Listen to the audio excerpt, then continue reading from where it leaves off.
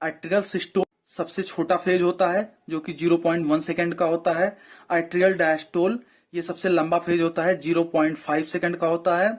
और total ventricle systole जो होता है वो 0.3 सेकंड का होता है। पहला हार्ट साउंड जो है वो S1 कहलाता है, जो कि माइट्रल वॉल्व के और ट्राइकस्पिड वॉल्व के क्लोजिंग की वजह से प्रोड्यूस होता है। दूसरा हार्ट साउंड S2 कहलाता है, जो कि एओर्टिक वॉल्व और पल्मोनरी वॉल्व के बंद होने की वजह से प्रोड्यूस होता है।